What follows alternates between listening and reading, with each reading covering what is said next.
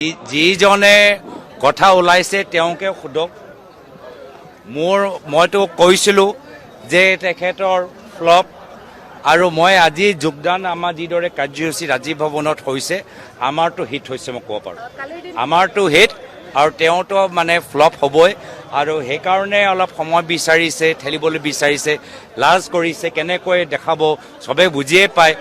ৰিজাল্টটো আমি আগৰ পৰাই জানো বক্স অফিচত ফ্লপ হ'ব, কিন্তু আজি আমাৰ এই সভাটো চাই আমি ভাবিছিলোঁ যে আমাৰ জ্যেষ্ঠ 3-4গৰাকী আমাৰ থাকিব ৰাজনীতিবিদ, কিন্তু নৱপ্ৰজন্ম ওলাই আহিছে আৰু বহুতে মোক ফোন কৰিছে। কিন্তু আমি তেখেতক কৈছোঁ যে অহা 10 অক্টোবৰত আমি যোগদান কাৰ্যসূচী পুনৰবাৰ হাতত ল'ম।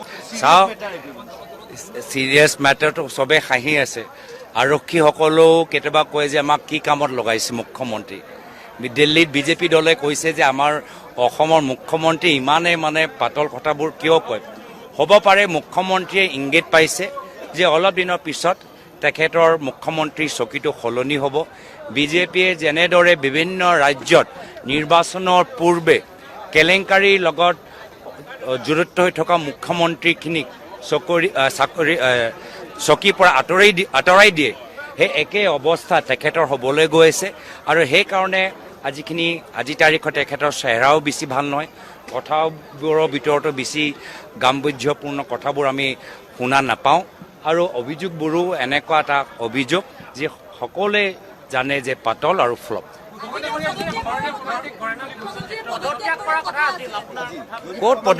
ক'ত পদত্যাগ কৰিব? আগতেওতো পদত্যাগ কথা কৈছিল, আগতে এটা নিৰ্বাচনত কৈছিলে। কোনটো নিৰ্বাচনত?